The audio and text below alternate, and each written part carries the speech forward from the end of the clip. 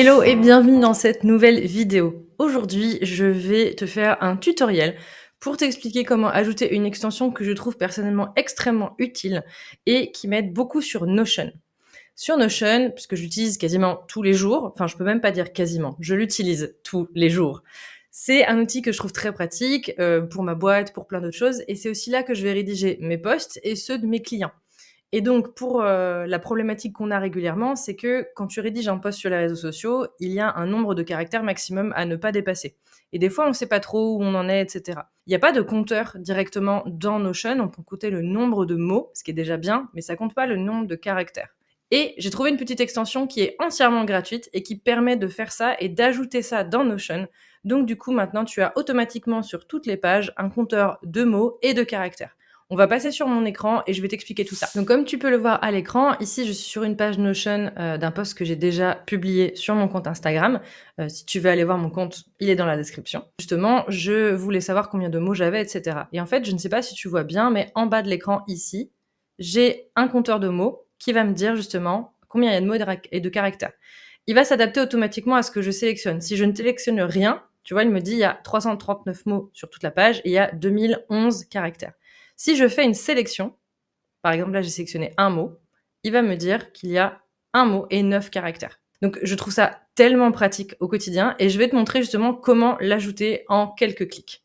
Donc pour commencer, tu vas te rendre sur là où tu peux installer des extensions. Moi je te fais l'exemple sur Chrome parce que c'est le navigateur que j'utilise, mais à vérifier si ça fonctionne sur d'autres navigateurs. Donc, tu vas dans les extensions. Si tu sais pas où c'est, tu vas dans les paramètres en haut à droite et tu vas extension, tout simplement. Et sinon, je t'ai mis le lien pareil juste en dessous pour y aller. Et tu vas chercher l'extension Tempermonkey. Tu vois, Tempermonkey extension, c'est celle-ci.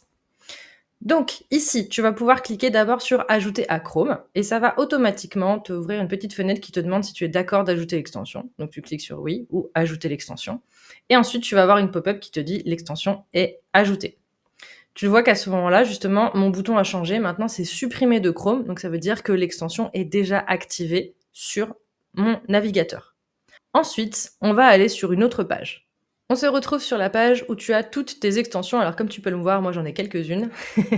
Mais tu vois bien que ici on a Tempermonkey qui est bien là et qui est activé. Donc vérifie bien qu'il est activé. Normalement, c'est le cas, mais au cas où, vérifie bien qu'il est activé.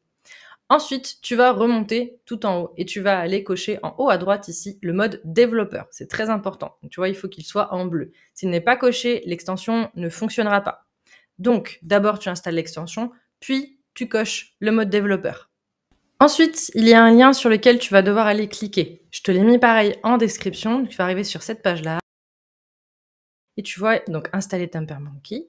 Ouvrez ce lien dans Chrome et l'extension Tempermonkey devrait automatiquement vous proposer son installation. On clique dessus, le script se met en place, ça va t'afficher ça, ne t'inquiète pas, tout va bien. Tu cliques sur installer et c'est tout. Tu as fini. Et oui, c'est aussi simple que ça. Pour vérifier si ça marche, on va retourner sur Notion. Donc comme tu peux le voir actuellement, sur ma fenêtre, je n'ai pas le compteur de mots et de caractères puisque je l'ai désinstallé pour pouvoir le réinstaller pour te montrer comment est-ce que ça fonctionne. Et normalement, en actualisant la page, donc tu peux faire soit la petite flèche d'actualisation tout en haut de ton navigateur à gauche, soit F5 ou CTRL F5 si tu veux actualiser la page en vidant tes caches. Le but, c'est vraiment d'actualiser pour récupérer l'outil. Donc moi, je vais faire CTRL F5 sur la page.